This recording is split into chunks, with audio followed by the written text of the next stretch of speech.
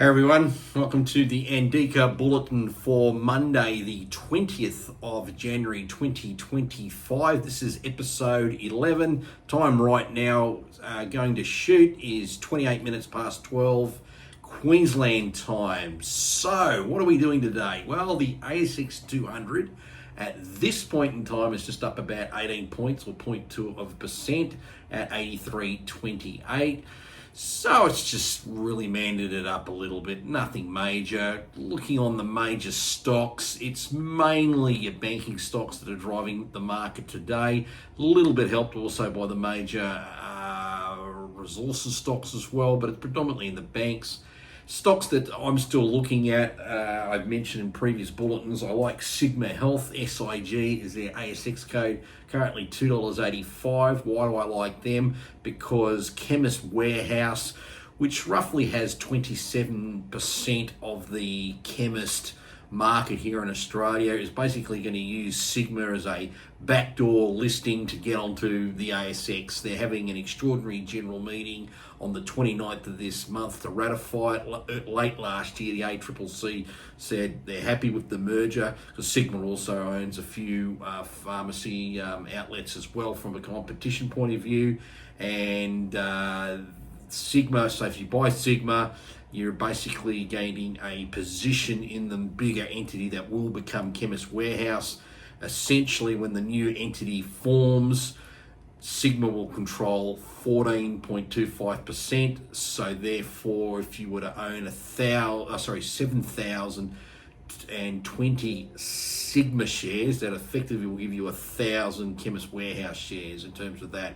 And the rest of the stock's going to come from insiders of Chemist Warehouse who will do a bit of a sell down because it's a reverse sort of like IPO listing. Even though they're already listed here with Sigma, they're going to offer more stock as well. So it's then comes like a capital raise, well not capital raise, capital sell down. It's a funny way of doing it. It doesn't happen that often, but it's a way for a company that wants to probably smartly save themselves anything between 40 and 50 million in ASX listing fees. So that's what's going to be happening there. I like BHP. I spoke about that, if I recall correctly, in episode 5 of the bulletin when I looked at the BHP buy right and the BHP covered combo. And I think for those people wanting to look to enhance their income and overall return in the market, buying BHP, selling the December 2 or 3 strike out of the money call, picking up that premium plus picking up the 2 dividends isn't a bad little strategy. If you've got a little bit more understanding of options risk and you've got a bit more collateral, you could also sell the out of the money put as well, probably 3 to 5 strikes out of the money, also pick up a similar premium there. So if you want to know what that was about, go into the comments part of today's video and you can see a link to the 5th episode I did.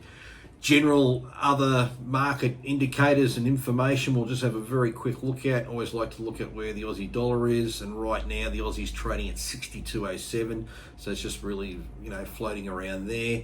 Bitcoin at the moment is $101,647. You can see on the chart it actually has had a decline from about $106,450 US, and it actually got down there to a low of around 99,501, and then it's just had that little bounce back up. Keeping in mind around about 3:30, I think it is, maybe it's 2:30, I'd have to check.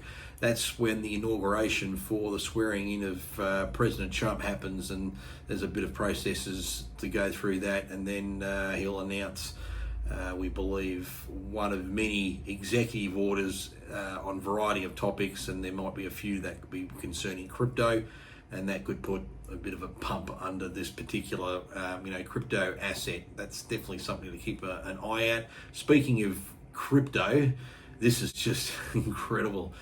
Now, we're looking here at the official Trump meme coin. Now, a meme coin is basically a rubbish coin. It really doesn't serve any function other than it might have a pretty picture of a dog on it, like Dogecoin, or have some other just token rubbish nonsense. In this case, there's one with Trump. Now, you can see here it's $48.03. Here's the stock, or the crypto, how it's traded. It's just been bananas. Keep in mind, this was announced probably before lunchtime on Saturday, our time, and by the time I read about it, it was about $7. And I looked at it and went, nah, it looks like a bit of a junk thing. I'm not really going to jump into it. It's not something that, I really want to go and do. Right now, you can see it's got a market cap of $9.5 billion. It's had trading volume of $42 billion over the last 24 hours. So it's essentially traded itself 4 times. That's pretty impressive. And what was really fascinating was the token started trading at an opening price, check this out, at 18 cents. But within 12 hours, it jumped an insane 15,000% and got to $30. And you can see since then, it's moved considerably higher. And I believe it got way up to $75 thereabouts. The chart doesn't give me the precise figure up there. Anyway, that's just the craziness that happens in the crypto market and that sort of things there. Tonight, there'll be actually no US market, not because it's the presidential inauguration. It's actually because tonight in America, it's the Martin Luther King Jr. public holiday. So because that's the MLK holiday, that'll mean no markets open, which then just coincides with the inauguration. So it's not a special thing there. And to finish up, even Trump's still not sworn in, and we're starting to see, entities starting to reverse track on a lot of things. And this story I thought was great.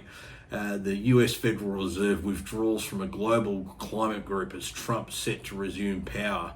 And the Federal Reserve had joined the network of central banks and supervisors for greening financial system in December 2020. The NGFS is composed of global central banks and supervisors, aims to integrate climate and environmental risk management into financial sector and mobilize finance to support the transition towards a sustainable economy. I mean, it's total wank, woke bullshit.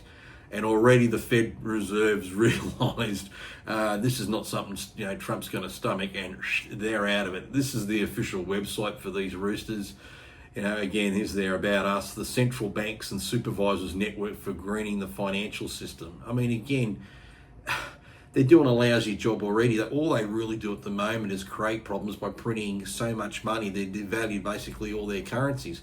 And of course, in Australia here, APRA and the RBA are members. As you can see, APRA and the RBA are among 50 international members of the Network for Greening the Financial System that have made public statements on the important role of central banks and financial regulators in mitigating the physical transition liability risk of climate change in the finance sector, which is bullshit. Because at the end of the day, all the major CO2 emissions come from one country. It's called China.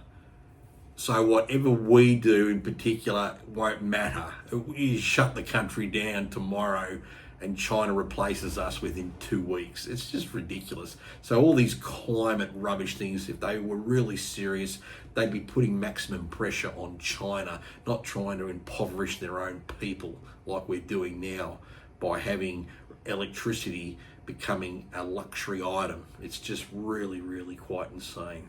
Anyway, I'm just controlling myself not to have that big rant like I did on the ESG one I did a few episodes back. But if you've got anything to add, please write in the comments below. Please subscribe, tick the like button, it helps to get the algorithm going. And we'll wake up tomorrow and we'll see if it's really a new world with President Trump number 47. Until then, take it easy and we'll see you later.